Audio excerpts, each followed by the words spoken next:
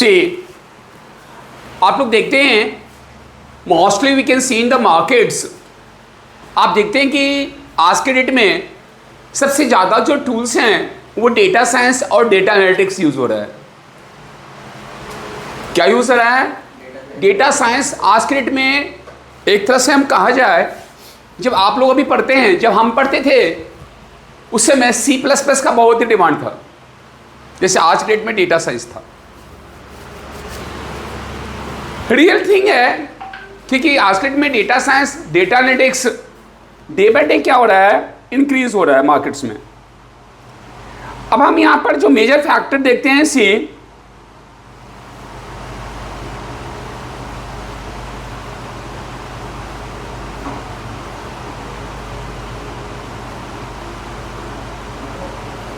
अब हम यहां पर देखते हैं कि डेटा एनालिटिक्स क्या है और डेटा साइंस क्या है।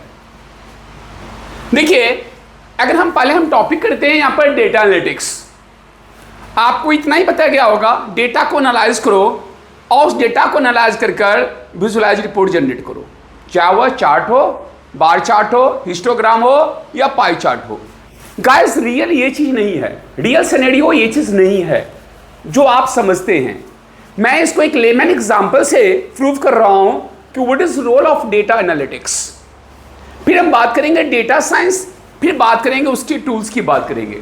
सी डेटा एनालिटिक्स का मतलब है, सीधे एग्जांपल, ये एक होटल है, it is a Taj hotel, देख रहे हैं ना, ये हमारा ताज होटल बना हुआ है और इसमें अमित नाम का बंदा जो है मैनेजर है, राइट? कंसेप्ट समझ में आ रहा है? क्या यहां पर मैनेजर है। कॉमन चीज सोचो कि यहां पर इंडियन पब्लिक है, क्या है यहां पर? इंडियन पब्लिक है। अब ये इंडियन पब्लिक जो यहां पर है, क्या हो रहा है यहां पर कि संडे को जा रहा है डिनर करने के लिए, राइट? संडे को डिनर करने के लिए जा रहा है, तो guys we can see here कि 70% इंडियन पब्लिक डिनर करने के लिए संडे को जा रहा है, देख रहे हैं ना। दूसरे दिन की अगर हम बात करते हैं गाइस, तो इंडियन पब्लिक फ्राइडे को जो जा रहा है डिनर करने के लिए 50% जा रहा है। कितना जा रहा है डिनर करने के लिए? 50% डिनर करने के लिए जा रहा है। और तीसरे दिन की अगर हम बात करते हैं गाइस, तो देखोगे यहां पर ट्यूसडे जो है यहां पर 20% जा रहा है, 20% डिनर करने के लिए जा रहा है। अब कॉमन चीज सोचो कि अगर 70% संडे को आएगा, तो अमित क्या, जो मैनेजर है ताज होटल का, वो क्या करेगा? जो मेन पावर और raw material, main power mean simply, main power और रॉ मटेरियल 70% के अकॉर्डिंग मैनेज करेगा, करेगा या नहीं करेगा? वो तो कस्टमर को मना नहीं कर सकता ना, आज तुम मत आओ संडे है, या 50% ही आओ, 70% क्यों आ रहे हो? क्या आप कर दोगे मना? नहीं करोगे ना।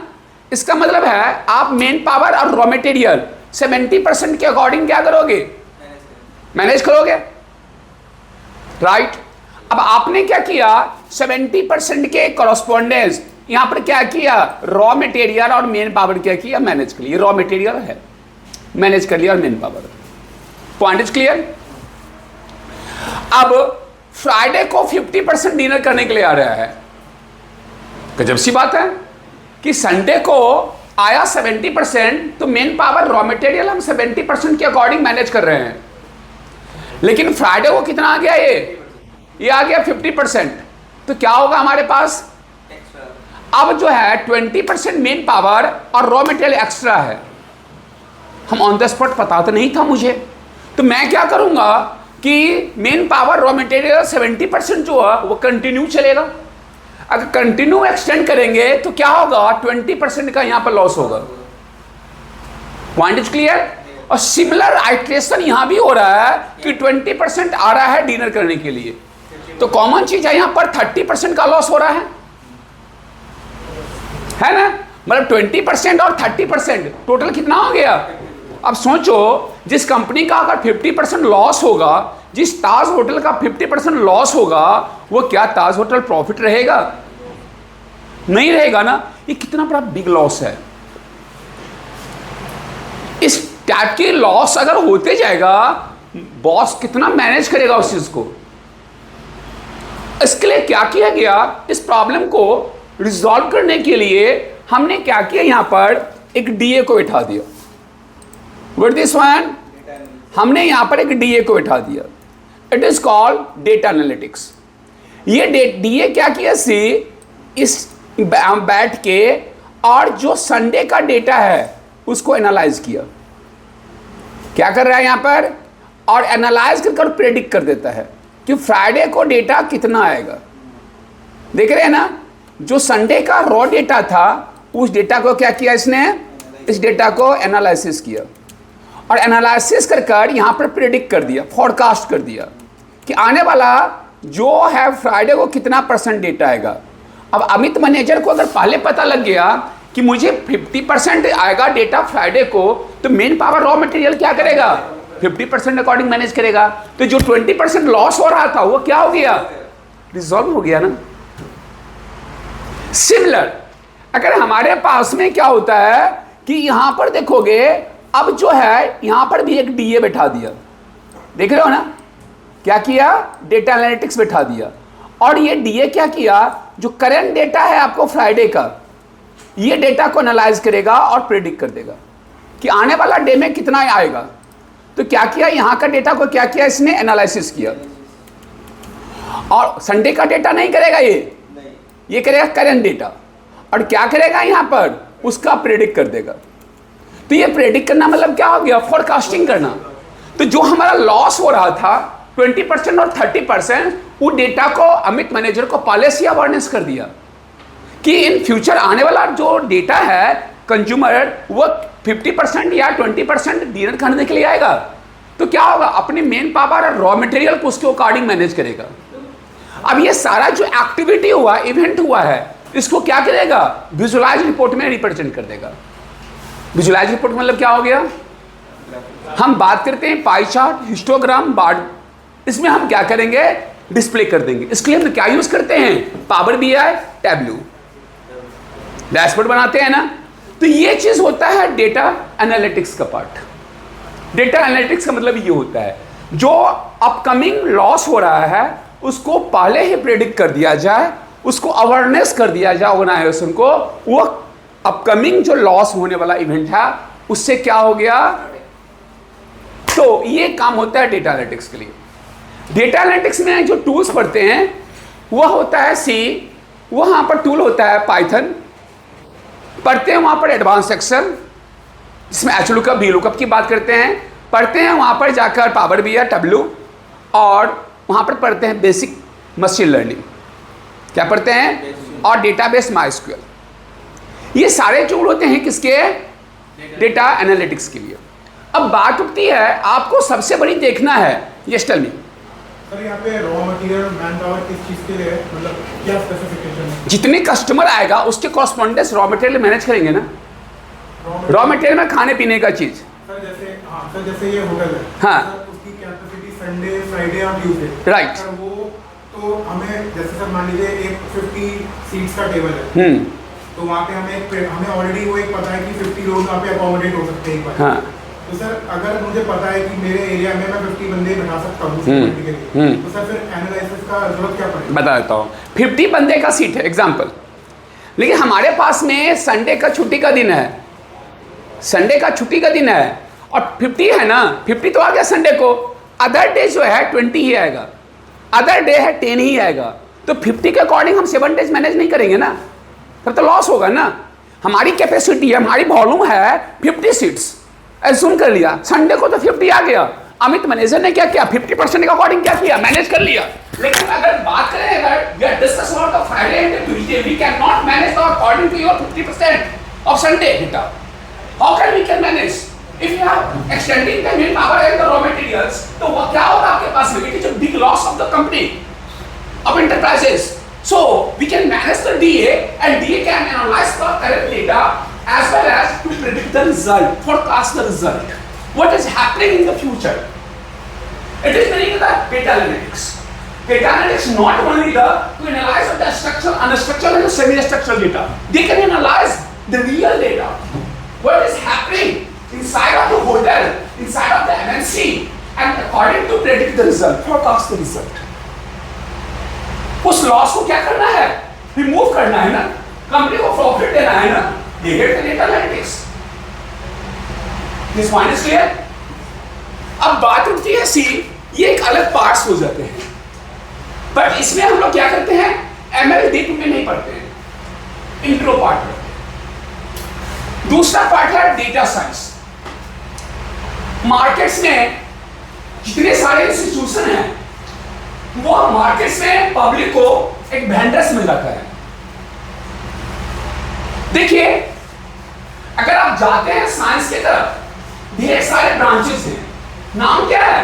डेटा आर्किटेक्चर, जो डेटा को डिजाइन करता है। क्या कहते हैं? कोर्स होता है डेटा आर्किटेक्चर। नाम क्या है? Data engineering. क्या है? Data engineering. नाम क्या है? Data consultant. कंसल्टेंट बोले तो एचआर जो डेटा साइंस पढ़ता है वो क्या पढ़ेगा? Data consultant. नाम क्या है? Data administrator. नाम क्या है? Data scientist. ये सारे मॉड्यूल्स हैं। आपको केवल इतना ही बताया गया है कि डेटा साइंस पढ़ लो, but real thing you can go, these are the different modules. Data architecture is a different part, data science is a different part, data engineering is a different part, data consultant is different part, data administrator is a different part. आपको mind में केवल इतना ही skill दिया गया है, sector 14 नहीं, बात NCR की बात कर रहा हूं, कि दो ही कोर्स है, डेटा साइंस और data analytics, but it is so fully गलत है, फुल्ली गलत है, रॉन्ग है। ये सारे मॉड्यूल्स हैं, 7-8 मॉड्यूल्स हैं। अब डेटा साइंस की अगर हम बात करते हैं, डेटा साइंस में कहीं भी मेंशन नहीं होता है पाइथन, कहीं मेंशन नहीं होता है आर प्रोग्रामिंग।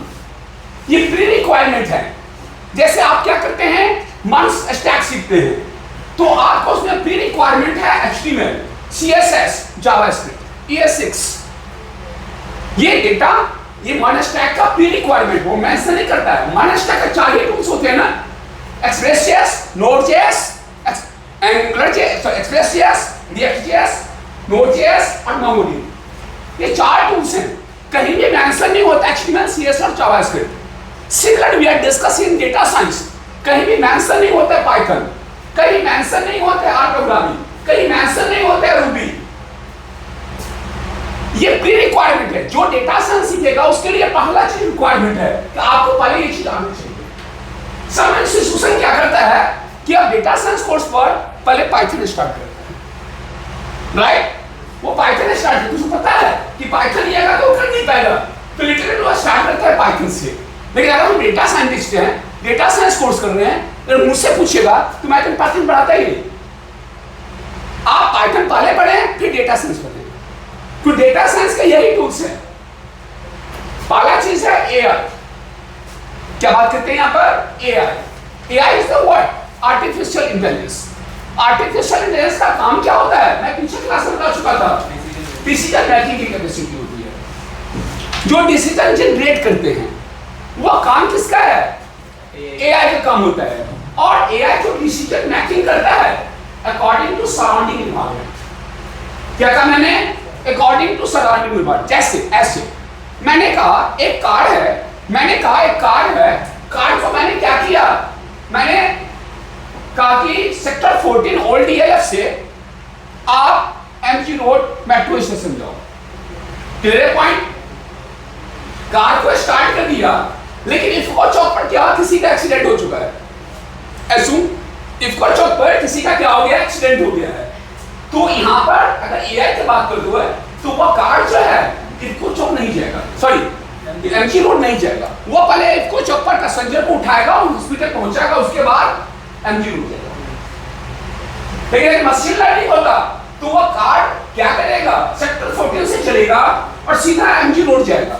वो इफ्को चौक पर पैसेंजर को डिसीजन मेकिंग की कैपेसिटी एमएल में नहीं होता है। Point is clear?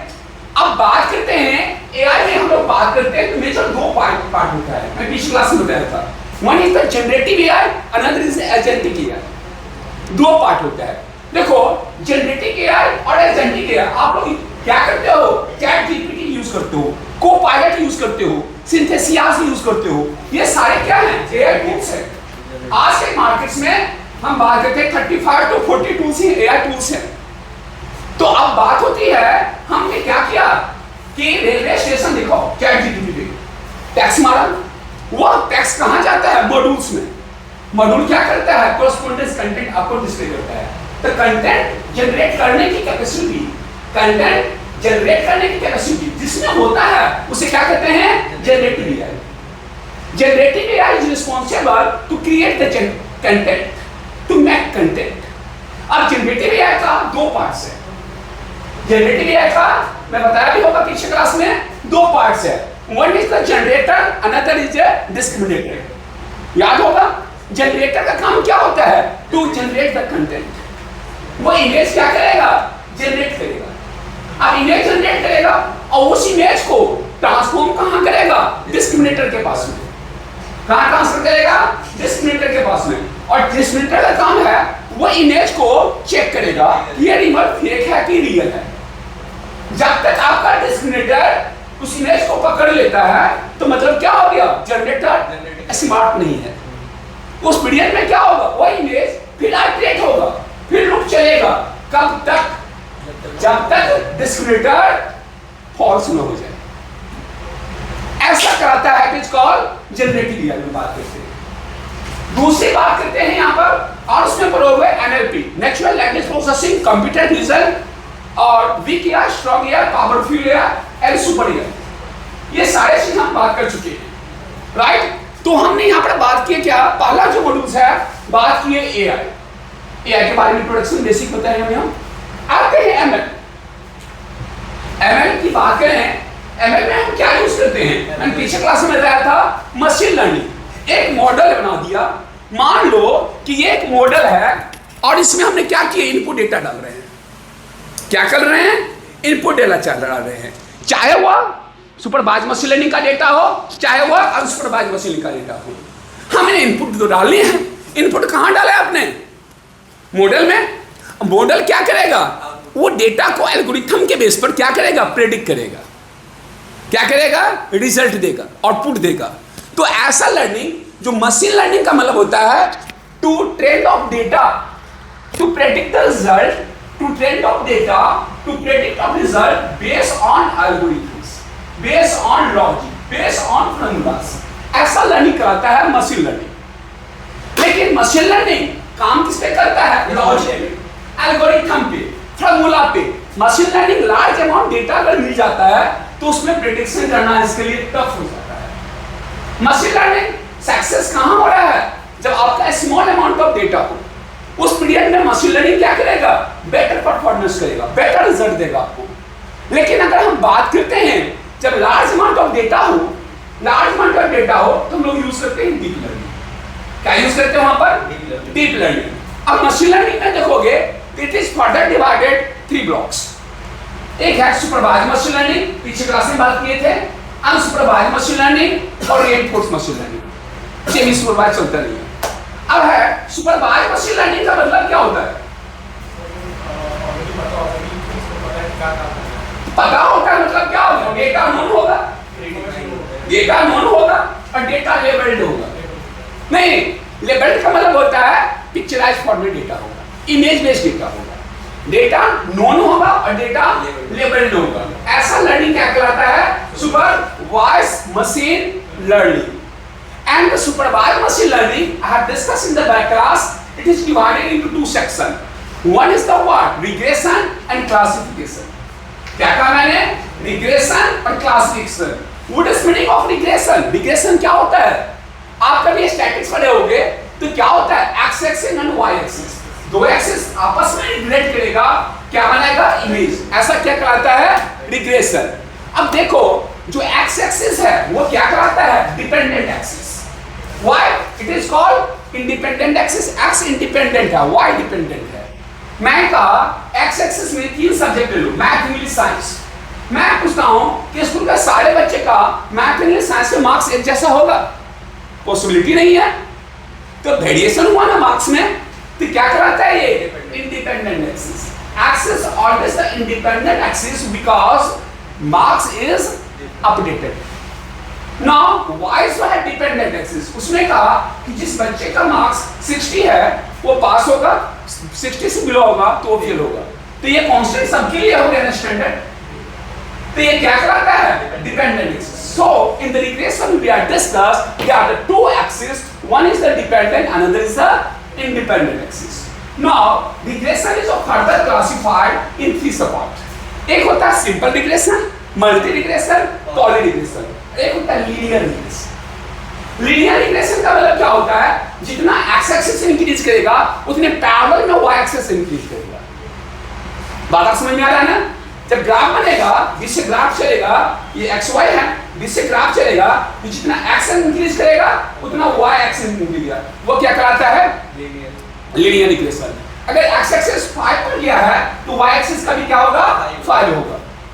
X and Y axis are parallel increases to generate the graph, it's called linear regression. अब जो टाइप्स ऑफ रिग्रेशन बात करते हैं, 3 टाइप के होते हैं, सिंपल, मल्टी, पॉली रिग्रेशन, जो हम बाद में नाउ सी। अब बात करते हैं क्लासिफिकेशन। क्लासिफिकेशन का मतलब क्या होता है? To classified of data in different data subset. Data को सब डेटा सेट में क्लासिफाइड करेंगे, कैटेगराइज करेंगे, ये क्या कहलाता है? क्लासिफिकेशन।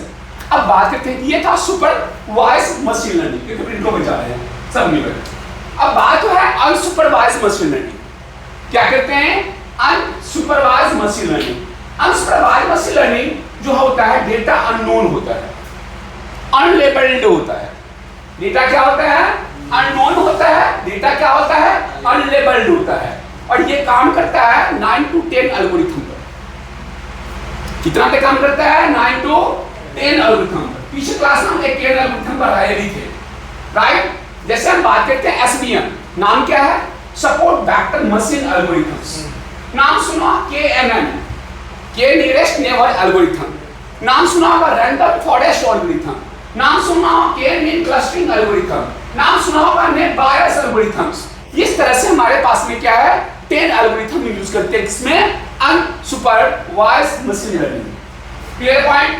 नेक्स्ट बात करते हैं reinforce machine learning. Reinforce machine learning की अगर हम बात करते हैं, एक एग्जांपल देता हूं। रेनफोर्स मशीन लर्निंग हमेशा जो प्रेडिक्ट करता है known data, experience based data पे। अगर मैं आपको कहूं कल का टेम्परेचर क्या होगा, तो आप क्या करोगे? 3 दिन का पहले का टेम्परेचर का मीन निकालो, कल का, परसों का, तरसों का, क्या निकाल लिया? मीन। जो मीन आया है, मतलब एवरेज जो आया है, वही प्रेडिक्ट होगा। तो जो रेनफोर्स मशीन लर्निंग है वो एक्सपीरियंस बेस्ड डेटा पे करता है। जैसे कि लेवन एग्जांपल देखो, मैंने बताया भी था आप लोगों को, एक फादर का 2 बेटा है, एक फादर का 2 बेटा है। दोनों बेटा को बीटेक पढ़ने के लिए फादर ने भेज दिया, राइट? अब एक तो था पढ़ाकू, एक था थोड़ा सा पावर स्मार्ट, ऐश करने वाले। तो दोनों बेटा गया बीटेक करने के लिए, दोनों बेटा पढ़ाई किया।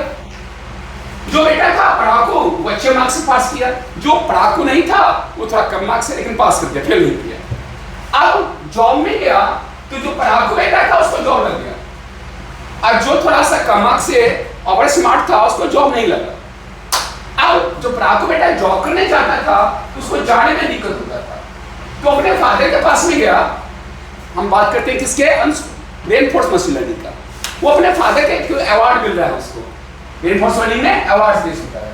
तो हम फादर के पास में गया, फादर का कि मुझे 20,000 मनी चाहिए स्कूटर खरीदना है, क्योंकि जॉब जाने में प्रॉब्लम होता है। उसके फादर ने कुछ सोचा भी नहीं, उसने डिमांड किया था कितना? 20,000। फादर ने जस्ट उठा और उसको 25,000 दे दिया, 5,000 एक्स्ट्रा। बात समझ में आ रहा है मेरी बात? अब जो दूसरा जो ओवर स्मार्ट था, सोचा पापा ने इसको 25,000 रुपया दे दिया, मैं भी मांग लो। उसने पापा के पास में गया, कहा मुझे भी चाहिए, मुझे भी गाड़ी चाहिए, मुझे भी पैसे चाहिए। उसने गया फादर के पास में, फादर ने क्या क्या समझ में आया, उसको एक खाली सा कटोरा पकड़ा दिया। ये क्या है? एक अवार्ड है, उसको 5,000 मांगने के बाद भी एक्स्ट्रा दे रहा है और इसको 1 पैसे भी नहीं दिया। क्या है ये? क्यों ऐसा हुआ? क्योंकि वहां पर एक्सपीरियंस बेस्ड डेटा है। उसकी जो 4 ईयर की डेटा है बीटेक का डेटा उसी पर उसको अवार्ड मिला है, उसी पर उसको जॉब मिला है, तो फादर ने क्या किया 5000 का अवार्ड दे दिया उसको। लेकिन दूसरे का एक्सपीरियंस देखा कैसा रहा, वो मेहनत ही नहीं किया, तो क्या रिजल्ट खराब हुआ, जॉब नहीं लगा। तो हमेशा जो बात करते हैं रेनफोर्समेंट लर्निंग काम किस पर करता है, ये काम करता है आपके पास में it is working on experience based. तो ये पार्ट किसका था, मशीन लर्निंग। नेक्स्ट क्लास हम लोग जो बात करते हैं सी, वो बात होता है यहां पर देखेंगे तीसरा पॉइंट है डीएल। हमने पीछे क्लास में हम बात किए थे, ये पार्ट है डीप लर्निंग। बहुत बड़ी इंटरेस्टिंग चीज होता है आज के डेट में, एआई का हार्ट कहा जाता है डीप लर्निंग को। क्या कहते हैं, it is heart of AI. AI का इसको हम लोग हार्ट कहते हैं, इसको कहते हैं एआई का हार्ट डीप लर्निंग को। सी डीप लर्निंग में अगर हम जाते हैं तो देखोगे यहां पर सी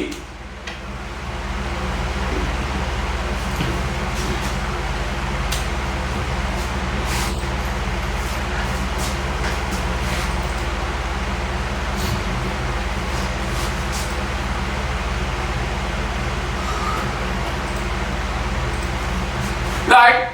अब पहला क्वेश्चन है व्हाई व्हाट वेयर। क्या क्वेश्चन है deep learning, why what where. पहला चीज है हम डीप लर्निंग किस पे काम करता है, लार्ज अमाउंट ऑफ डेटा पे। स्मॉल अमाउंट डेटा पे डीप लर्निंग का प्रेडिक्शन क्या होता है, रॉन्ग होता है। पहला चीज समझ रखिए, तो मैंने मेंशन कर दिया कि it works on the large amount of data. Complex data set पे क्या करता है डीप लर्निंग का प्रेडिक्शन बेहतर होता है। अगर स्मॉल अमाउंट डेटा पर हम प्रेडिक्शन करें तो डीप लर्निंग का प्रेडिक्शन क्या होगा, फ्लॉप हो सकता है। दूसरी है कॉम्प्लेक्स प्रॉब्लम को रिजॉल्व करता है डीप लर्निंग। तीसरी पॉइंट कहते हैं सी, डीप लर्निंग में देखो सबसे बड़ी चीज है जो मशीन लर्निंग करने करता है। आपका नाम क्या है, इमेज। मशीन लर्निंग में हमने क्या किया, वो इमेज है, इनपुट डेटा इमेज है, इमेज का फीचर उठाकर हम मॉडल में डालते हैं, उसके प्रॉपर्टी को हम मॉडल में डालते हैं, फिर मॉडल उसको प्रोसेसिंग करता है। कौन, मशीन लर्निंग। डीप लर्निंग करता नहीं, ऐसा मत करो, अरे तुम्हारा टाइम इतना क्यों बर्बाद करूं, तू मुझे इमेज दे दे, तू मुझे इमेज दे दे, सब कुछ मैं खुद निकाल दूंगा, राइट, एग्जैक्ट कर दूंगा इमेज से। तो डीप लर्निंग का काम क्या है कि इमेज आप दे दो, वो जितने सारे फीचर प्रॉपर्टी होंगे वो एग्जैक्ट कर देंगे वहां से। तो आपको टाइम क्या होगा, मिनिमाइज हो गया ना, आपको अलग से काम करने की रिक्वायरमेंट नहीं हुआ। It is the point of the what. Question पूछता है व्हाट, व्हाट की अगर हम बात करते हैं तो डीप लर्निंग स्ट्रक्चरल अनस्ट्रक्चर दोनों डेटा पे काम करता है। स्ट्रक्चरल डेटा क्या होता है, नाम सुना होगा database, SQL, Oracle, MongoDB, access. Deep learning का ये डेटा जो होता है स्ट्रक्चर होता है। जो आरडीबीएमएस का डेटा होता है क्या कहलाता है, वो स्ट्रक्चरल डेटा। अनस्ट्रक्चरल डेटा भी काम करता है वर्ड एक्सेल पे भी।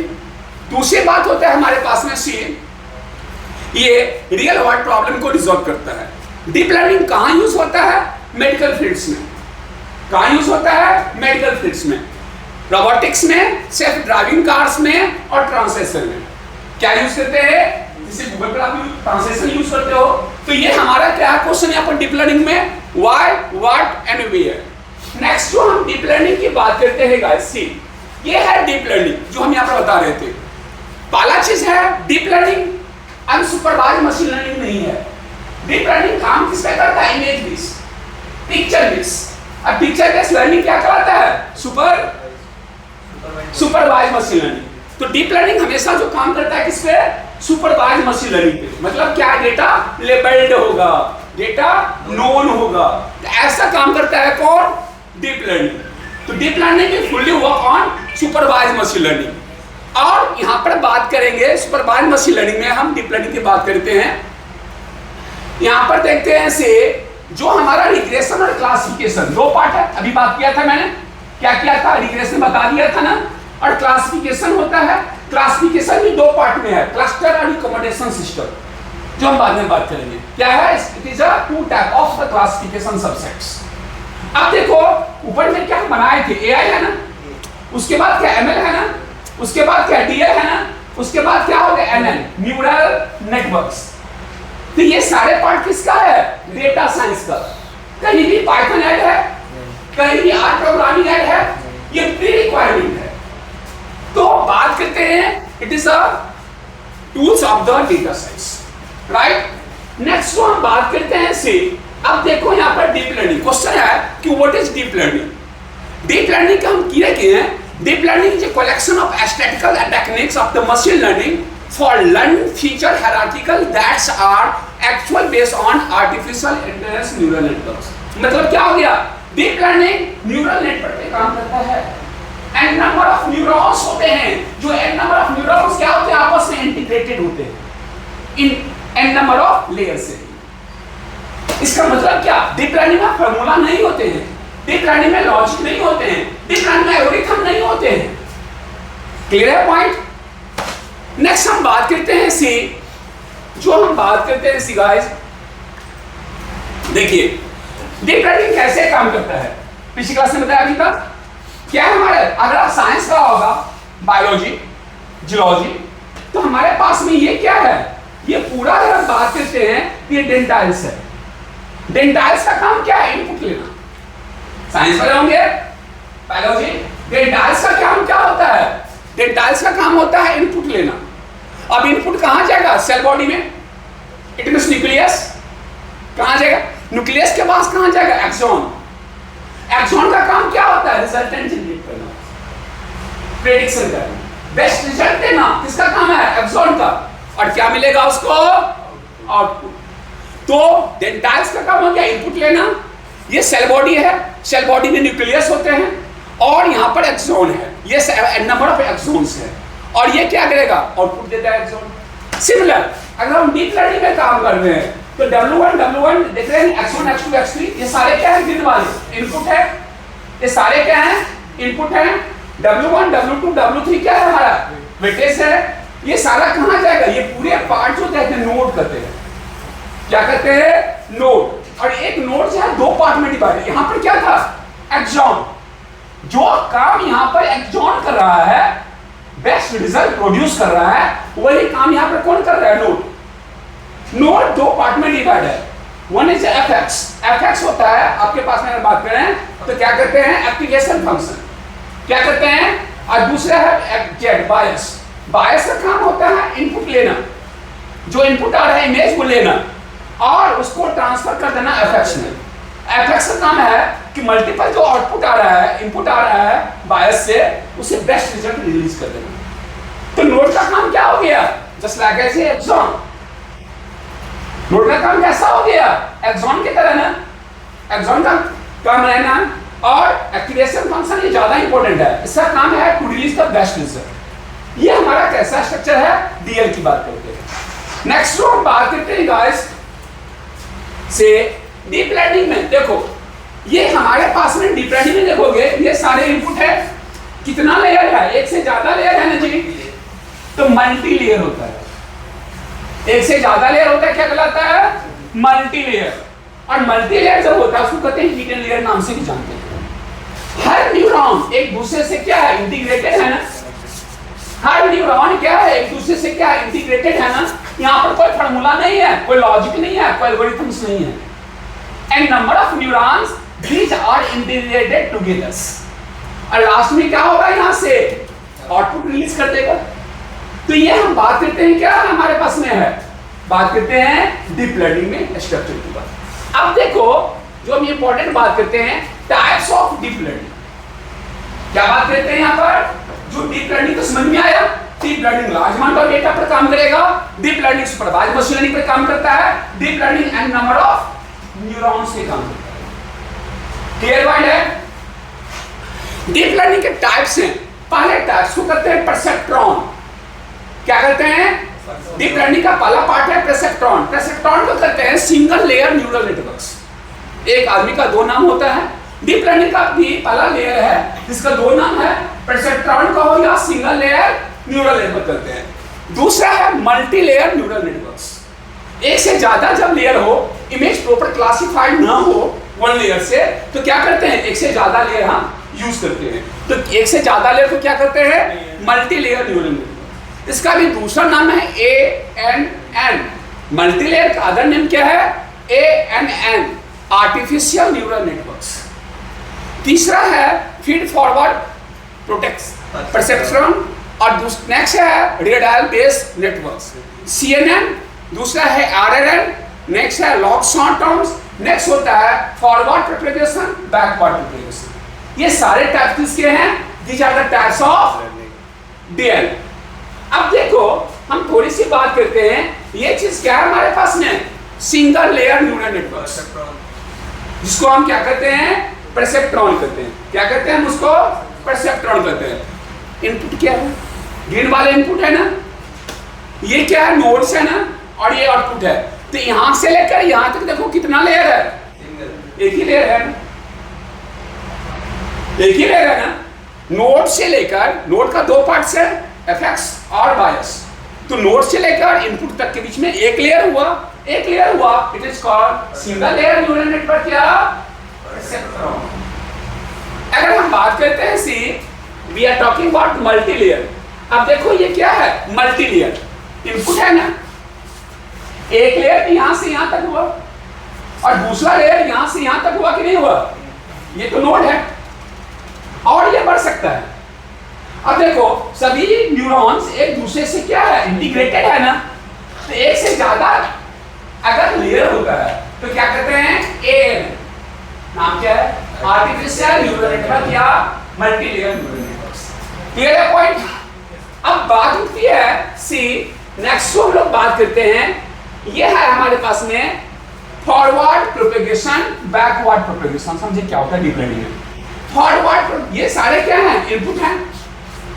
अब हमने आउटपुट यहां से जा रहा है, ये सारा इंटीग्रेटेड है न्यूरॉन से। ये कहां जाएगा? नोड पे। ये नोड है। नोड क्या करेगा?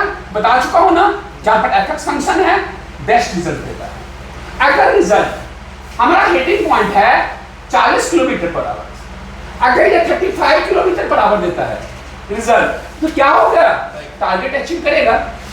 फेल हो गया ना टारगेट, तो क्या होगा? ये ड्रॉप हो जाएगा, लॉस होगा। अगर जो टारगेट है फॉरवर्ड मतलब क्लॉकवाइज चला, अगर हमारा node effect function target hit नहीं किया तो क्या हो गया? वो लॉस होगा। लॉस होगा तो क्या होगा? वो फिर लूपिंग चलेगा पीछे की ओर। तो पीछे की ओर चला नोड से, तो क्या कहला? ये बैकवर्ड प्रोपेगेशन। और फिर यहां से प्रोसेस क्या हो गया? रिपीट साइकिल चलते रहेगा। कब तक चलेगा? जब तक हमारा अचीव नहीं होता। तो forward means the word clockwise, backward कब होगा? जब हमारा टारगेट अनबीट करेगा, लॉस होगा तो ड्रॉप होगा, और तभी क्या होगा? ये अल्टरेट हो जाएगा। तो forward and backward propagation is this one. सारे के प्रोग्रामिंग होंगे, सारे का कोडिंग होते हैं, जो हम बाद में बात करेंगे, एक क्लास में नहीं कर सकते। इसके बाद सी हम लोग बात करते हैं सी कंक्लूजन की, हम समरी बात करते हैं। एक में और हम बात करते हैं सीएनएन और आरएनएन होते हैं। क्या बात करते हैं सी? हम लोग बात करते हैं यहाँ पर सी ज्यादा इंपॉर्टेंट है, सीएनएन आरएनएन। सीएनएन यूज करते हैं किसके लिए? हम करते हैं इमेज के लिए। याद रखेंगे, ज्यादा इंपॉर्टेंट है। सीएनएन होता है कन्वेंशनल न्यूरल नेटवर्क्स। किसके लिए यूज करते हैं? इमेज के लिए, पिक्चर के लिए। जब वॉइस की बात करें, टेक्स्ट की बात करें, अल्फा न्यूमेरिक की बात करें, तो क्या करेंगे हम? आरएनएन। तो I have two things, CNN and another is the RNN। इसके भी सब टाइप हैं, इसके भी सब टाइप हैं, जो हम लोग बाद में बात करेंगे। तो अभी हमने क्या डिस्कस किया? I have discussed here DL, deep learning. उससे पहले क्या किया? ML। उससे पहले क्या किया? AI। Is it clear points? कोई डाउट नहीं होनी चाहिए। नौ तो सबसे बड़ी आज मैं थोड़ा सा इंट्रोडक्शन हूं। आपका टारगेट, बहुत सारे बच्चे यहाँ पर बीटेक होंगे, एमटेक होंगे, एमसीए होंगे, ग्रेजुएट होंगे, अंडर ग्रेजुएट भी हो सकते हैं। देखो फ्राई का मतलब ये नहीं होता है, it is my personal thought, fry का मतलब ये नहीं होता है जो इंटरनेट पर कोर्स है लाइन बाय लाइन लिखा हुआ है, जनरली इंस्टीट्यूट क्या करता है? पहले मैं बता रहा था, I am corporate trainer and I was the ex-employee of HCL and Wipro. My experience is the 20+ year experience in IT sector. 20 nahi, you can say 25 years in IT sector. Total teaching experience is the 33 years. I am teaching from the 1993. But in IT sector 2000s. तो मैंने India का 10 से 11 state teach कर चुका हूँ। Bangalore, MP, Uttarakhand, Shimla, UP, Haryana, Delhi, इस तरह से 10 से 11 स्टेट पढ़ा चुका हूँ, राजस्थान, हिमाचल। तो मैंने जो मेरा एक्सपीरियंस है, जितने सारे कॉर्पोरेट ट्रेनिंग है, SCL डिप्लोमा पढ़ा चुका हूँ, तो मैंने देखा कॉलेज यूनिवर्सिटी पढ़ा चुका हूँ, सारे जगह क्या होता है, आपको एक सिलेबस दिया जाए कि हम सिलेबस का ये चैप्टर पढ़ेंगे। बात समझ में आया ना? सिलेबस का ये चैप्टर पढ़ेंगे और सारे इंस्टीट्यूट या कॉलेज इंटरनेट से डाउनलोड, किसी का 2 लाइन कम होता है, किसी का 2 लाइन ज्यादा होता है, और कहेंगे हम ये सब पढ़ाएंगे और ऐसे हम करेंगे। देखो, इस तरह की पढ़ाई जो होती है आपकी कैरियर के लिए ऑब्जेक्टिव होता है। Clear? It is my personal thought. आपका मेन टारगेट्स क्या है? कंपनी में आपको 2 नंबर का स्वेप नहीं करवाएगा, आपको फैक्टोरियल नंबर नहीं निकालने के लिए बोलेगा, आपको क्यूब नंबर निकालने के नहीं बोलेगा। आपको क्या काम करना है? प्रोजेक्ट पे फोकस करना है। आप उस प्रोजेक्ट को अपने रिज्यूमे में मेंशन करेंगे तो आप कम से कम, it is my personal opinion, there are 2 type of project, one is the minor project, another is a major project. जो capsule project large industrial project करते हैं, real time project. Minor project 6 से 7 करो, मेजर प्रोजेक्ट है 2 से 3 करो। जब तुम प्रोजेक्ट पर काम करना सीख जाओगे ना, तो एमएनसी ऑटोमेटिक आपको हायर कर लेगा, आपको इंटरव्यू देने की जरूरत नहीं पड़ेगा। आपको इंटरव्यू देने की जरूरत क्यों पड़ रहा है? कभी समझा है आपने? क्योंकि आपको ट्रेनिंग तो लेते हो, लेकिन आप वो ट्रेनिंग नहीं लेते हो, आप एक तो पेज वाला ट्रेनिंग लाइन बाय लाइन पढ़ लेता है, कोर्स खत्म हो गया। वो ट्रेनिंग से आपको कंपनी हायर नहीं करेगी, वो कॉलेज में सिलेबस होता है। आपको प्रोजेक्ट ट्रेनिंग लेनी है। कॉर्पोरेट ट्रेनिंग मींस तो what? Real time project training. अब कंपनी में क्या होता है? 1 वीक का ट्रेनिंग होता है, 10 डेज का ट्रेनिंग होता है, 10 to 6 होता है, देखते हो ना? वहां पर क्या होता है? 8 दिन में पूरा कोर्स ही पढ़ा दिया जाता है, 2-3 प्रोजेक्ट भी बनवा दिया जाता है।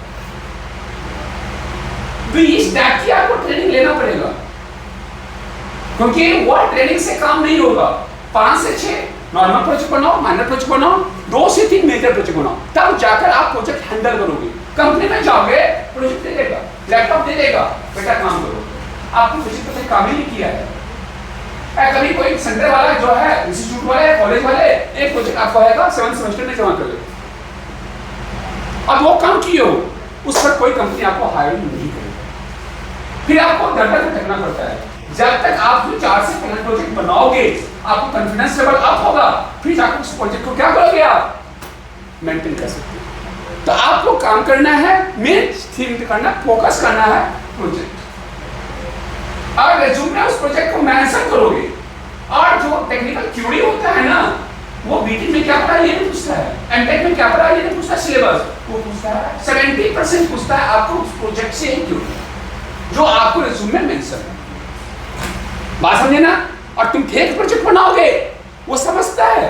जो बंदा, अगर मैं कहूं कि 10 साल से काम कर रहा है, कुछ क्लियर है, वो सब जानता है मेरा, आपकी चेयर से उठ कर गया है, वो ये जानता है ये कौन क्या है। आपको मैं तो बता रहा हूं, बहुत सारे इंस्टीट्यूट में ट्रेनिंग होता ही नहीं है, इंटरव्यू होता ही नहीं है, क्योंकि उसको बॉडी लैंग्वेज से पता चल जाता है इसका नॉलेज है कि नहीं है। आज ये बताऊं, मैं आज 51 ईयर का हूं, 51 ईयर में मुझे एक ही बार इंटरव्यू हुआ था, आज तक कहीं इंटरव्यू नहीं हुआ मेरा। एक बार इंटरव्यू हुआ था, मुझे अभी तक याद है, वो इंटरव्यू हुआ था HCL में। बाकी क्या है, कोई इंटरव्यू करने की जरूरत नहीं पड़ती आपको, क्योंकि आपकी बातें होती है, मीटिंग होती है, कंडक्टिंग होती है, तो आपकी बॉडी लैंग्वेज, आपको जो बोलने के स्टाइल है ना, इससे पता चलता है बंदा में नॉलेज है ही नहीं है।